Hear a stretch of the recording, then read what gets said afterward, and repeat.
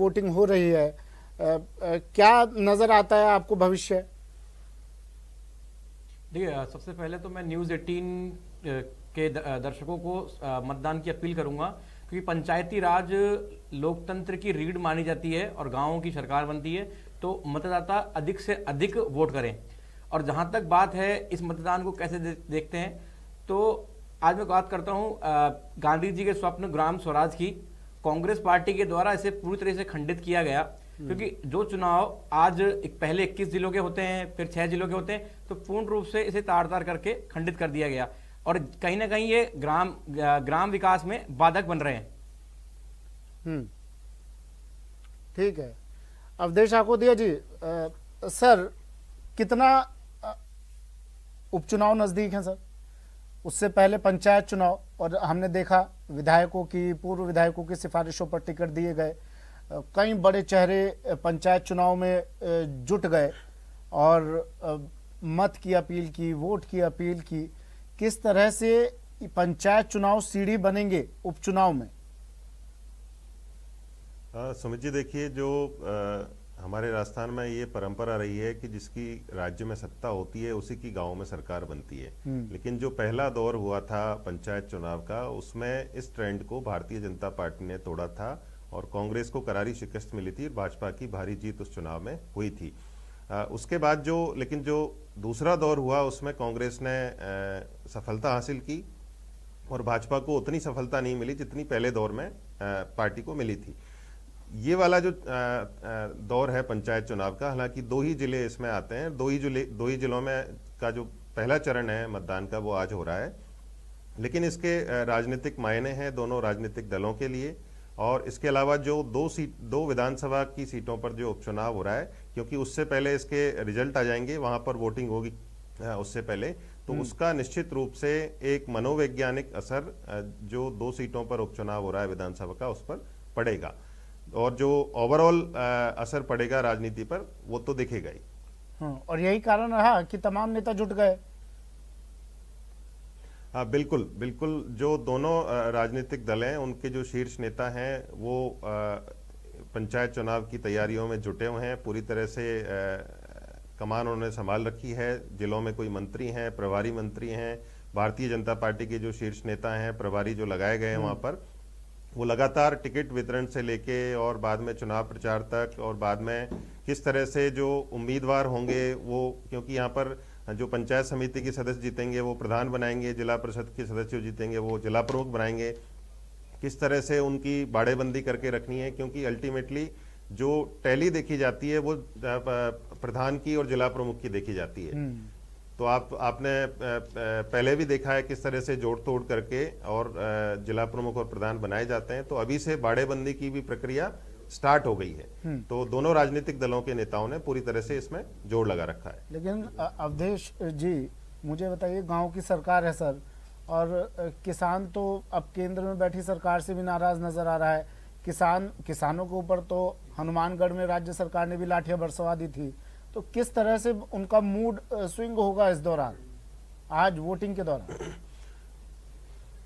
देखिए सुमित जी, जो गांव की सरकार होती है, जो पंचायत चुनाव होते हैं, वो किसी एक मुद्दे पर नहीं लड़े जाते हैं। यहाँ सबसे ज्यादा जो मायने रखती है वो जो प्रत्याशी होता है उसकी व्यक्तिगत छवि किस तरह की है, उसके संपर्क किस तरह के, वो सबसे ज्यादा मायने रखता है। इसी वजह से आप देखते हैं बड़ी संख्या में निर्दलीय यहाँ पर जीत कर आते हैं। उसके बाद आती है पार्टी का जो कोर वोट बैंक होता है वो उम्मीदवार को, पार्टी के उम्मीदवार को मिलता है। उसके बाद जो मुद्दे हैं वो स्टार्ट होते हैं, जो स्थानीय मुद्दे हैं वो सबसे ज्यादा हावी रहते हैं। उसके बाद जो प्रदेश स्तर के मुद्दे हैं वो हावी होते हैं। उसके बाद जो राष्ट्रीय स्तर के मुद्दे होते हैं वो हावी रहते हैं।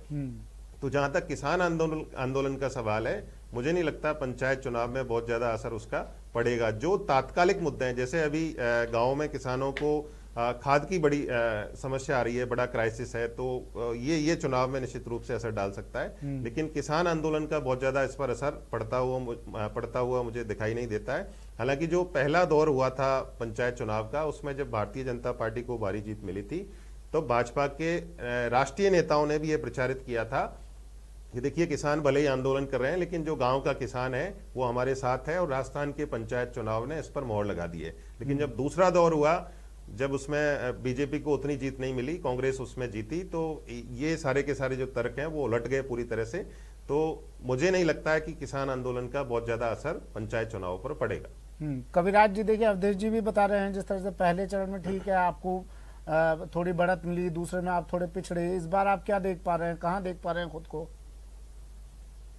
देखिए पहले अगर हम पहले चरण की 21 जिलों की बात करें तो लगभग 2.5% वोट भारतीय जनता पार्टी के पक्ष में अधिक मिला और बहुमत मिला। तो आप ये देखिए कि सत्ता में होने के बावजूद भी भारतीय जनता पार्टी विपक्ष में रहते हुए गांवों तक पहुंची और गांवों में बहुमत हासिल किया।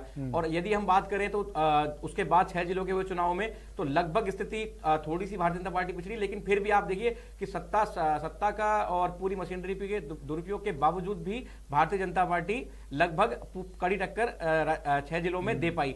और यदि बात करूं मैं कांग्रेस की, तो कांग्रेस जब अभी अवधेश जी बात करते किसानों की, तो कांग्रेस जो कर्ज माफी के वादे के साथ आई थी, तो अभी जो आगामी चुनाव जो बाकी हैं उनमें क्या लेकर जाएगी? अगर मैं आंकड़ों की बात करूं तो लगभग 1,20,000 करोड़ रुपए का कर्ज 2018 के विधानसभा चुनाव में किसानों पर था। और जब ये बात करते हैं किसान कर्ज माफी की, तो अगर हम बात करें, ये कहते हैं कि हमने कर्ज माफ किया, तो मैं बता दूं कि लगभग 8,000 करोड़ रुपए का कर्ज माफ किया गया। और यदि इसको प्रतिशत में काउंट करें तो लगभग 7% इन्होंने कर्ज माफ किया, जो पूरे 3.5 साल में किसानों का कर्ज माफ कर पाए। और सबसे बड़ी चौंकाने वाली बात ये देखिए कि आज दौसा जिले में और कई ऐसे जिलों में किसानों के पास कुर्की और जमीन की नीलामी के नोटिस आ चुके हैं, जमीनें नीलाम की जा रही है किसानों की। तो अब आप देखिए कि क्या कांग्रेस क्या लेकर जाएगी। एक बहुत बड़ी बात मैं कहना चाहूंगा कि केंद्र सरकार के द्वारा हाल ही में 4 लाख प्रधानमंत्री ग्राम आवास योजना के तहत 4 लाख मकानों की योजना का लक्ष्य राज्य सरकारों को आवंटित किया। और राज्य सरकार की आप अकर्मण्यता देखिए कि ये 8,000 गांवों को में वरीयता सूची भी नहीं तैयार कर पाए कि जिससे कि ये किसानों जो गांव के जो निवासी हैं उनको मकान दे सके। तो आप ये देखिए कांग्रेस का चरित्र ऐसा है कि उनके पास में किसान के और गांव वालों के करने के लिए कुछ है नहीं। आप ये देखिए विपक्ष के तौर पर आप लोगों ने क्या किया किसानों के लिए? कौन सी आपने आवाज बुलंद की किसानों की तरफ से? कोई बड़ा धरना प्रदर्शन आपको नजर आता है कोई इन 2.5 सालों में? निरंतर कर्ज माफी के लिए पहले दिन से ही, जब ये 10 दिन की बात करके आए थे कि 10 दिन में किसान का कर्ज माफ कर देंगे, लगातार भारतीय जनता पार्टी, चाहे आप बात करेंगे विधानसभा की, चाहे आप बात करेंगे सड़क की, और हर जगह पुरजोर तरीके से किसानों की और गांवों के विकास के लिए भारतीय जनता पार्टी सड़क तक आवाज उठा रही है। पुरजोर तरीके से किसान कर्ज माफी की हम लोग हर बार मांग करते हैं। लेकिन जो राज्य सरकार है पिछले आप 3.5 साल मतलब जो इनका टेन्योर रहा है उसमें पूर्ण रूप से आपसी कलह अंतर कलह में ये तय ही नहीं कर पाए कि इन्हें अपनी कुर्सी बचानी है या गांवों का विकास करना है। अवधेश जी, सर देखिए बातें विकास की हम ठीक है अवधेश जी, देखिए हम गांव के विकास की, ग्रामीणों की, गांव वालों की, किसानों के विकास की हम बात करते हैं, लेकिन वो तो आज भी वहीं के वहीं हैं जहां हम सालों बरसों से उन्हें देखते आ रहे हैं। आज भी वोट दिया जा रहा है तो किस मुद्दे पर? सड़क को लेकर, किस मुद्दे को? पानी को लेकर। मूलभूत जरूरत तक मैसर नहीं है इन लोगों को। बिल्कुल सुमित जी, देखिए बहुत दुर्भाग्यजनक स्थिति है जो पूरा जो पंचायती राज सिस्टम है उसको इसलिए लागू किया गया था कि जो सत्ता है उसका विकेंद्रीकरण हो, सत्ता डिसेंट्रलाइज हो जाए। लेकिन ये एक मॉडल के तौर पर तो स्थापित हो गया और कई जगह इसने अच्छा काम भी किया, लेकिन जो हासिल करने के लिए, जिस चीज को हासिल करने के लिए इस व्यवस्था को लागू किया, क्या वो वाकई में हमने हासिल कर ली है? जिन चीजों को लेके आजादी के जब हम आजाद हुए थे उसके बाद के चुनाव लड़े गए, उन्हीं चीजों को लेके आज चुनाव लड़े जाते हैं। हालांकि जो चुनाव की पूरी रणनीति है, जीत का जो गणित है वो बदल गया है, लेकिन मुद्दे वही रहते हैं हर चुनाव में। जो पॉलिटिकल पार्टीज हैं अपनी जो रणनीति अपनाती हैं उसको तो गुप्त रखती हैं पूरी तरह से, उसको तो ओपन नहीं करती हैं। तो चुनाव तो लड़े जाते हैं, रणनीति बदल गई है, लेकिन मुद्दे वही के वही चले आ रहे हैं। उन्हीं बातों पर वोट मांगे जाते हैं। और जनता भी देखिए सब हकीकत समझती है। कौन पॉलिटिकल पार्टीज इस तरह के ख्वाब दिखा रही है? हर चुनाव में आते हैं, जब आप खुद सत्ता में आ जाते हैं उन चीजों को भूल जाते हैं। जब आप विपक्ष में होते हैं तो उन्हीं मुद्दों पर वोट मांगते हैं। तो रणनीति भले ही बदल गई हो, मुद्दे चुनावों के इतने लंबे समय से वही चले आ रहे हैं। ठीक है, राजेंद्र मेघवाल जी भी हमारे साथ जुड़ गए हैं कांग्रेस से। राजेंद्र मेघवाल जी, स्वागत है आपका। कौन से ऐसे पॉइंट्स हैं जिन्हें लेकर आप ग्रामीणों के बीच में गए, किसानों के बीच में गए कि भैया वोट डालिए हमें आज?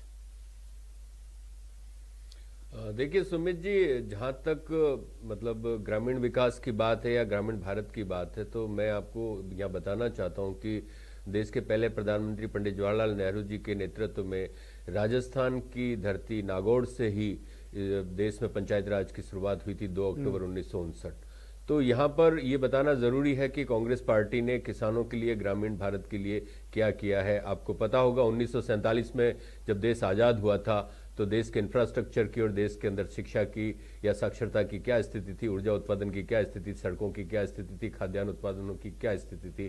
तो जिस तरीके का जो रोड मैप पंडित जवाहरलाल नेहरू जी के नेतृत्व में जो तय किया गया, उस पर लगातार कांग्रेस की सरकारों ने, चाहे इंदिरा जी की सरकार हो, चाहे राजीव जी की सरकार हो, चाहे डॉक्टर मनमोहन सिंह जी की सरकार हो, उनमें तमाम जो कार्यक्रम किए गए, चाहे पंचवर्षीय योजनाएं हो, चाहे हरित क्रांति की बात हो, चाहे श्वेत क्रांति की बात हो, और देश में खाद्यान्न उत्पादन का सरप्लस उत्पादन होने की बात हो, जो देश मतलब धान का मतलब गेहूं के लिए विदेशों की तरफ ताकता था, उस देश के लिए जय जवान जय किसान का नारा देने वाले लाल बहादुर शास्त्री जी का जो नारा था, देश में एक टाइम उपवास करके उन्होंने ये साबित किया कि हम कभी भी एक टाइम भूखा रह जाएंगे लेकिन हम विदेशों के आगे हाथ नहीं फैलाएंगे। उसके बाद में जो इस देश में कृषि उत्पादन में जो तरक्की हुई वो पूरे दुनिया ने देखी है। और फिर मैं ये बताना चाहता हूँ, अभी मैं सुन रहा था भाजपा के प्रतिनिधि को, वो कह रहे थे कि ये बात वो बात, अरे भाई केंद्र में सरकार आपकी है, केंद्र की मोदी सरकार देश में किसानों से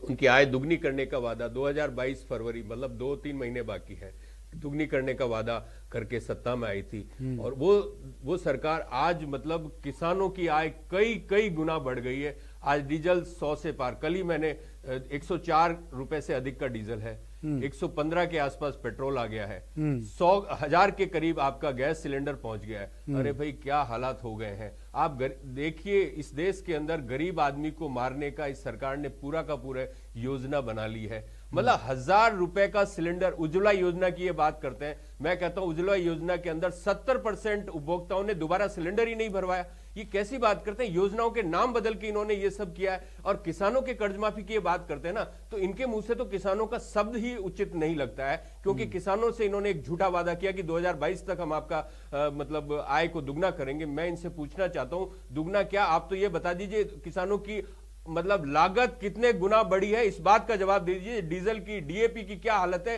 केंद्र सरकार पूरी तरीके से जिम्मेदार है। डीएपी के अंदर इन्होंने देखा जिस तरीके से इन्होंने सरकारी मतलब जो केंद्र सरकार को जो चीज डीएपी आयात करनी थी, उस आयात का संकट पैदा हुआ राज्यों के साथ में। मैं सिर्फ राजस्थान सरकार की बात नहीं कर रहा हूं, चाहे मध्य प्रदेश हो, चाहे हरियाणा हो, चाहे कर्नाटक हो, सब जगह डीएपी का संकट आया। तो उसके लिए कौन जिम्मेदार है? ये यहाँ पे बड़ी बड़ी बातें करते हैं। राजस्थान तो मतलब इस भारत का एक मात्र स्टेट भर ही है, लेकिन पूरे भारत की स्थिति आप देखिए ना, किसानों के लिए मतलब इनके जो पूर्व वित्त मंत्री थे अरुण जेटली जी, उन्होंने संसद में बाकायदा कहा था कि हम किसानों का कर्ज माफ नहीं कर सकते।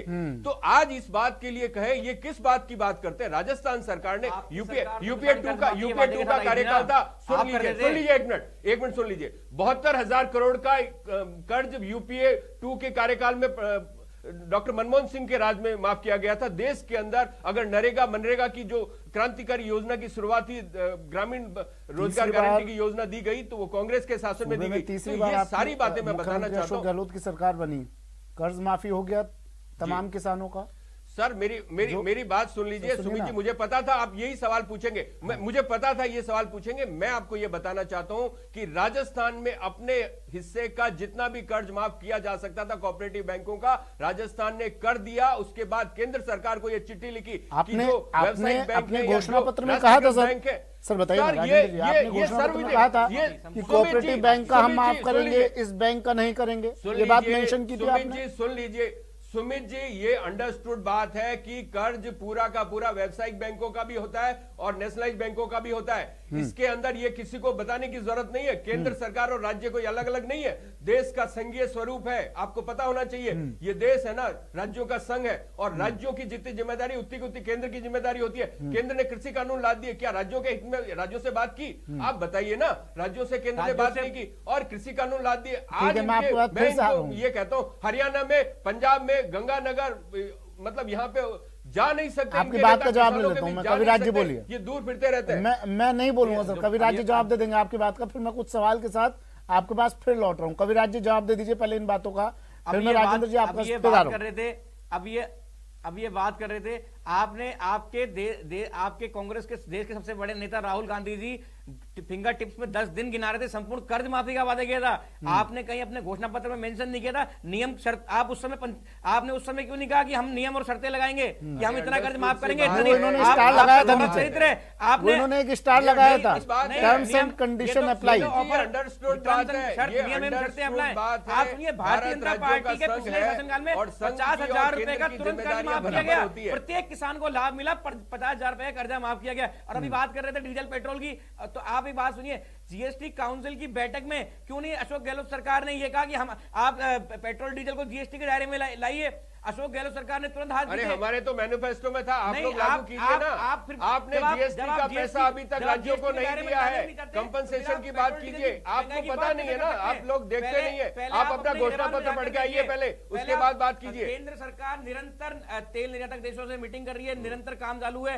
और जब आप कदम जब अंतर्राष्ट्रीय बाजार में तेल के भाव गिर रहे थे, तब इन्होंने पेट्रोल और डीजल के दाम बढ़ाए है। इसकी बात का जवाब सुमित जी कौन देगा? आप देंगे या भाजपा के मित्र देंगे? बताइए मेरे को। जब अंतर्राष्ट्रीय बाजार में कच्चे तेल के भाव घट रहे थे, न्यूनतम स्तर पे थे, उस वक्त केंद्र सरकार ने बढ़ाए कि जो भी डीजल और पेट्रोल के पेटे में जो आय हुई है वो गरीब आदमी को मिली या नहीं मिली, इस बात का जवाब चाहिए। इसका जवाब बिल्कुल बीजेपी नेता से मैं ले लूंगा। आप पहले जवाब दीजिए सर, कितना पेट्रोल पर, कितना डीजल पर वैट सेस आपने कम किया जो आपके हाथ में? सुमित, हाँ सुमित जी, बिल्कुल अच्छी बात है, आपने ये बात की। अगर आप इस चैनल पे ये बात कह रहे हैं कि राज्य का वैट और केंद्र की एक्साइज ड्यूटी को आप तुलना कर रहे हैं, तो मेरे ख्याल से ये बिल्कुल भी उचित नहीं होगा। राजस्थान सरकार जब से बनी है उसके बाद से मेरे ख्याल से वैट घटाया गया है। आप देखेंगे इस बात का, अभी जस्ट कोरोना के टाइम के अंदर ही राजस्थान सरकार ने 2% घटाया था। फिर मैं आपको बताना चाहता हूं, वसुंधरा जी की भी सरकार थी, वैट उस वक्त भी लगता था। एक बात। दूसरी बात मुझे बताइए, करीबन 9 गुना से अधिक एक्साइज ड्यूटी 2014 के बाद बढ़ी है। 9 गुना डीजल पर एक्साइज ड्यूटी बढ़ी है और पेट्रोल पर 3.5 गुना एक्साइज ड्यूटी बढ़ी है। एक बिल्कुल बेसिक सवाल का जवाब लेना है सर मुझे आपसे, राजेंद्र मेघवाल जी। बिल्कुल बेसिक क्वेश्चन। 14 रुपए, सुनिए एक मिनट 414 रुपए का जो सिलेंडर था। बोलिए बहुत वक्त है सर, बोलिए। आज बिजली की दरें 5 बजे तक वोटिंग है, बहुत वक्त है, बोलिए। बिजली की दरें बढ़ रही है। कविराज जी मैं आ रहा हूं, आज वक्त काफी है हमारे पास, 5 बजे तक वोटिंग होगी, तो तब तक सवाल जवाब चालू रहेंगे। आप बोलिए राजेंद्र जी, फिर मैं आपसे सवाल लूंगा।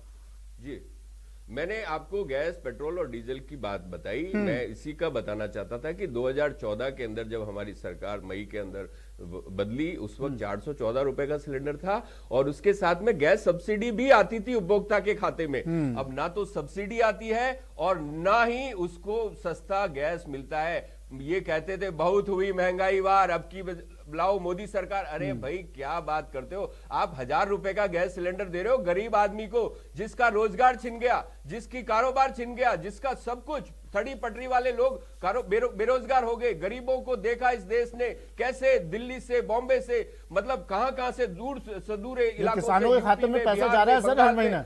मतलब शायद अगर मैं सही हूं तो किसानों के कविराज जी, किसानों के मैं सही हूं तो बताइए जरा। 500 रुपया महीना होता है, 500 रुपए महीना होता है। कितना पैसा दे रही है मोदी सरकार किसानों के खाते में हर महीना? 500 रुपया महीना, उसके लिए भी कविराज जी सरकार तो मतलब नहीं, आप अभी ये बात कर रहे थे, आप हर चीज के लिए केंद्र की तरफ देखते हैं। लेकिन राजस्थान में जो सत्ता तो कांग्रेस की है, आप अपना नैतिक दायित्व तो निभाइए। आप 50 वादे करके अपने घोषणा पत्र में आए। आप ये देखिए, हाल ही में लेखाकार सीआरबी की रिपोर्ट में बताया गया कि 950 लगभग 1600 योजनाएं इन्होंने घोषणा पत्र में दी, जिनमें से 350 योजनाओं की तो ये ऑडिट भी नहीं करा पाए। आप ये देखिए, जिनका बजट भी ये लोग नहीं छू पाए। आप ये देखिए, आप सुनिए, राजस्थान की स्थिति में बताऊं, अभी रोजगार की बात करते, 56% ग्रेजुएट आज की डेट में राजस्थान में बेरोजगार है। आप हर चीज के लिए केंद्र की तरफ देखते हैं, तो राजस्थान में तो सत्ता आपकी है, आप अपना दायित्व तो निभाइए। पहले अपना दायित्व निभाइए, उसके बाद आप केंद्र से सवाल कीजिए। बोलिए राजेंद्र जी। ये बात करते हैं, मैं कहता हूं राजस्थान में इससे जस्ट पहले 2018 में वसुंधरा जी की सरकार थी। क्या उस वक्त मतलब जो ये आपके ग्रेजुएट हैं बेरोजगार नहीं थे? मैं बताना चाहता हूँ, राजस्थान सरकार ने एक बहुत बड़ी योजना शुरू की कि मतलब जो बेरोजगार हैं उनको बेरोजगारी भत्ता देने की। उसके बाद में बच्चों में प्रतिस्पर्धा हुई और उन्होंने जाकर जो रोजगार के कार्यालय है वहां पर जिला रोजगार अधिकारी के पास जाकर रजिस्ट्रेशन करवाया उन्होंने, मतलब बेरोजगारी भत्ते के लिए। मैं आपको बताना चाहता हूँ, हिंदुस्तान में अगर कहीं बेरोजगारी भत्ता दिया जाता तो राजस्थान में दिया जाता है। अब यहाँ इनको ये पता नहीं है कि बेरोजगारी भत्ता किस लिए दिया। अब प्रायोरिटी होती है, सरकार के अपने संसाधन है। खासकर मैं आपको बताना चाहता हूं, जीएसटी लगने के बाद में रात को 11 बजे मोदी जी ने घंटा बजा करके देश में क्रांति की शुरुआत करें। जीएसटी का जो था, जब मोदी जी मुख्यमंत्री थे और देश में मनमोहन सिंह जी प्रधानमंत्री थे, वो व्यवहारिक रूप से इस देश में लागू करना चाहते थे, एक देश एक टैक्स। ठीक है, अब उस वाले टैक्स के अंदर इन्होंने मना किया। उस वक्त वो लगातार मना करते रहे, नहीं साहब, राज्यों के हितों की रक्षा की जानी चाहिए। और जैसे ही प्रधानमंत्री बने वैसे ही उन्होंने आलन फालन में लागू कर दिया, अव्यावहारिक रूप से जीएसटी लागू किया गया। आज उसके बाद में पत्रकार हमारे साथ जुड़े हुए हैं और आप दोनों की बातों को बड़ी तसल्ली से सुना है उन्होंने। अब आपको आईना दिखाएंगे वो। अवधेश जी, दोनों की, कांग्रेस को भी सुना, बीजेपी को भी सुना, आपको देखने की जरूरत है। मीठा मीठा गप, कड़वा कड़वा थू। ये हमारे देश की राजनीति का बहुत बड़ा दुर्भाग्य है कि अपनी गलतियों का ठीकरा दूसरे के ऊपर फोड़ने की बहुत ही खराब परंपरा हमारे यहाँ पिछले काफी वर्षों से चल रही है। जो सत्ताधारी दल सरकार में होता है वो जवाबदेह होता है जनता के लिए। उससे जो अच्छा होता है उसका वो क्रेडिट ले, लेकिन जो उससे नहीं हो पा रहा है या खराब हो रहा है, कोई गलत निर्णय हो रहे हैं, कोई गलत तरीके से योजनाओं का इंप्लीमेंटेशन हो रहा है, तो उसको स्वीकार करना चाहिए। जैसे ही आपके ऊपर क्वेश्चन मार्क लगता है, आप तुरंत दूसरे की खामियां गिनाने लगते हैं। जैसे खुद की कमीज उधरी नहीं है तो दूसरे की कमीज पर भी काले खाप दिखाने लगते हैं। तो ये जो पूरी की पूरी परंपरा है, इससे देश की ना तो लोगों का भला होना है ना राजनीति का भला होना है, क्योंकि जनता सब समझने लग गई है। लेकिन भारतीय जनता पार्टी से जैसे ही सवाल पूछा जाता है कि पेट्रोल, डीजल, रसोई गैस के जो दाम बढ़ रहे हैं उनका क्या कारण है, तो वो तुरंत राजस्थान में गिना देते हैं कि यहाँ पर तो वेट बहुत ज्यादा है। तो आप मध्य प्रदेश का भी देख लीजिए, फिर वहां पर भी तो ज्यादा है ना, वहां पर आपके दल की सरकार है, वहां आप ये लॉजिक भी नहीं दे पाते हैं। यहाँ पर आप, क्योंकि कांग्रेस की सरकार है तो वेट आपको याद आता है, लेकिन जो आपने जो 350% पेट्रोल पर और 950% आपने डीजल पर जो एक्साइज ड्यूटी बताई है, बढ़ाई है, उसका कहीं से लॉजिक समझ में आता है किसी को? अब आप कहेंगे कि हम किसानों को पैसा दे रहे हैं, हम 90 करोड़ लोगों को फ्री में राशन दे रहे हैं, तो आप ये तो उसी तरह की बात हुई ना। आप किसी का पैर काट के उसको बैसाखी दे दीजिए, किसी का खून चूस लीजिए, फिर उसको आप विटामिन का कैप्सूल थमा दीजिए। तो आप जिन गरीबों को खाद्यान्न देने का दावा कर रहे हैं, लोगों को वैक्सीन लगाने का दावा कर रहे हैं, वो सब लोग पेट्रोल, डीजल, रसोई गैस का इस्तेमाल कर रहे हैं या नहीं कर रहे हैं? आप एक परिवार का कैलकुलेशन निकाल लीजिए, पूरे खाद्यान्न का खर्च निकाल लीजिए, पूरे वैक्सीन का खर्चा निकाल लीजिए, और जो आप योजनाओं का लाभ दे रहे हैं, तो 100% आप मान लीजिए जो पेट्रोल, डीजल और रसोई का खर्चा है ना, उससे ज्यादा वो लोग सरकार को दे रहे हैं, मिल उनको कम रहा है। हाँ। जो आम आदमी है, जो मिडिल क्लास है, मिडिल क्लास की स्थिति तो और ज्यादा खराब है। आप देखिए, मेरा और आपका एग्जांपल दे देता हूं सुमित जी आपको। मैं घर से निकलता हूं, जिस घर में रहता हूं मैं उसका आउटस्टेज दे चुका हूं। जब मैंने उसकी रजिस्ट्री कराई थी तो मैंने सरकार को टैक्स भी दे दिया। वहां पर जो जो पानी यूज करता हूं उस पर तमाम तरह के टैक्स लगे हुए हैं, कई सेस लगे हुए हैं उस पर। जो बिजली का बिजली का बिल भरता हूं उस पर कई तरह के टैक्स लगे हुए हैं। जिस सड़क पे चलता हूं जिस गाड़ी से चलता हूं उसका रोड टैक्स पहले ही जमा करा चुका हूं। शहर से बाहर निकलता हूं, जिस भी रोड पे निकलूंगा वहां टोल लगेगा मेरा। फिर जो मैं कमाता हूं महीने भर में, आप उसमें से इनकम टैक्स ले लेते हैं। तो मुझे आप दे के आ रहे हैं, मुझे से तो ले ही ले रहे हैं आप। तो ये पूरे मिडिल क्लास की स्थिति है। नहीं सर, दे रहे हैं आपको, तो आप छोड़ दीजिए। आपको भी दे रहे हैं सर, आश्वासन दे रहे हैं आपको, और वो देते रहेंगे। एक ब्रेक ले लेते हैं, ये चर्चा यूं ही जारी रहेगी।